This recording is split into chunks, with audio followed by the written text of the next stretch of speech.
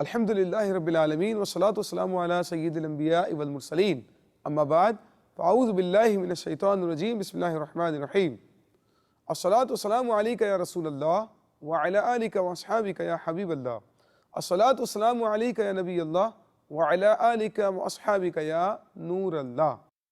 میٹھے میٹھے اسلامی بھائیوں اور مدنی چینل کے ناظرین، ہم آپ کو آج ایک بہت ہی دلچسپ قرآنی واقعہ سنا رہے ہیں۔ اللہ تعالیٰ نے اس واقعے کو سورہ نمل میں بیان فرمایا ہے، اور یہ واقعہ اللہ تعالیٰ کے نبی حضرت سلیمان علیہ السلام کا ہے۔ یہ بات یاد رکھیے کہ 4 افراد اس دنیا میں ایسے گزرے ہیں جن کو اللہ تعالیٰ نے پوری دنیا کی حکومت عطا فرمائی۔ جی ہاں، ان میں سے 2 مسلمان گزرے ہیں اور 2 کافر گزرے ہیں۔ کافروں میں سے ایک نمرود اور دوسرا بخت نصر، اور مسلمانوں میں سے حضرت ذوالقرنین اور حضرت سلیمان علیہ السلام۔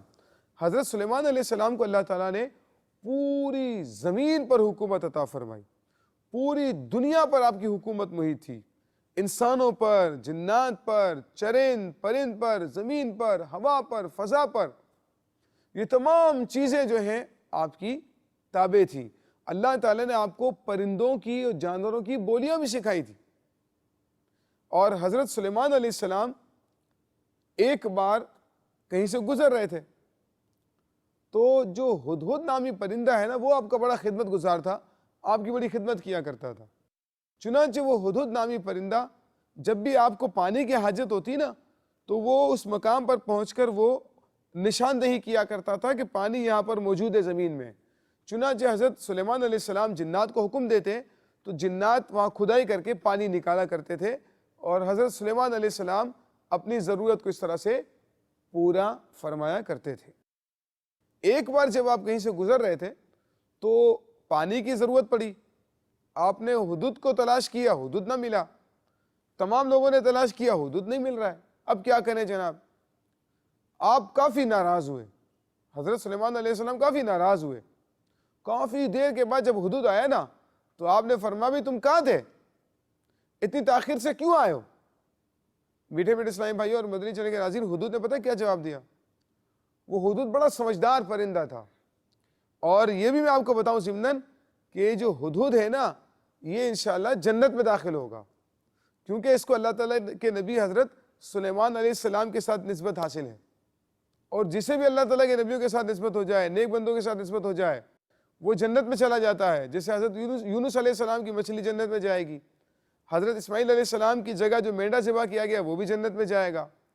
اسی طریقے سے حضرت سلیمان علیہ السلام کا جو ہدہد ہے، اور جس چونٹی نے آپ سے کلام کیا تھا، یہ بھی جنت میں جائیں گے۔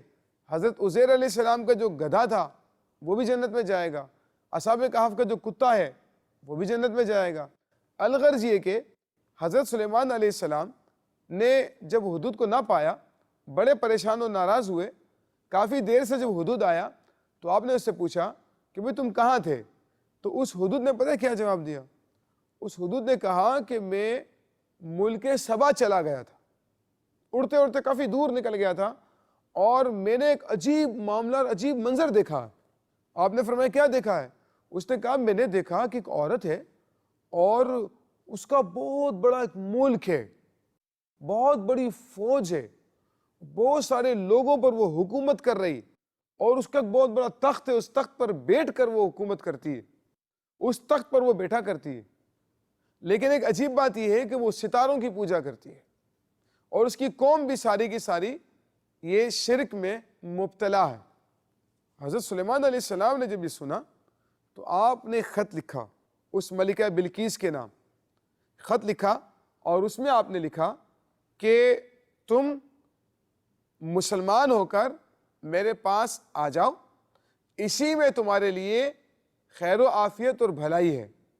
چنانچہ آپ نے خط لکھا، اور خط لکھنے کے بعد وہ خط میں آپ نے لکھا کہ یہ خط اللہ تعالیٰ کے نام سے سلیمان علیہ السلام کی طرف سے ہے، اور جو کہ اللہ تعالیٰ کے نبی ہیں، اور تم مسلمان ہو کر میرے پاس حاضر ہو جاؤ۔ اس طرح کا مضمون آپ نے اس خط میں لکھا، اور وہ خط آپ نے ہدہد کے ذریعے سے بھجوا دیا۔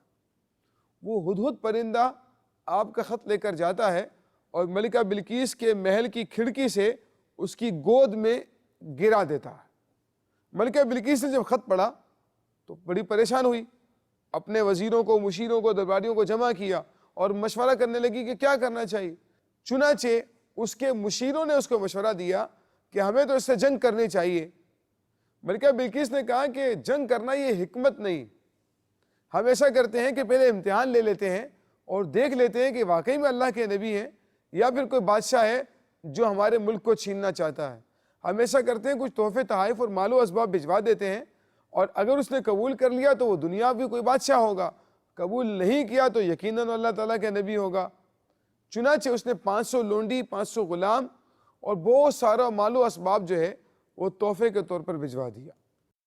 اب جناب جب یہ تمام سامان جاتا ہے حضرت سلیمان علیہ السلام کے پاس تو آپ بڑے ناراض ہوتے ہیں اور آپ فرماتے ہیں کہ تم یہ مال و اسباب میرے پاس بھیج کر مجھے مغلوب کرنا چاہتے ہو؟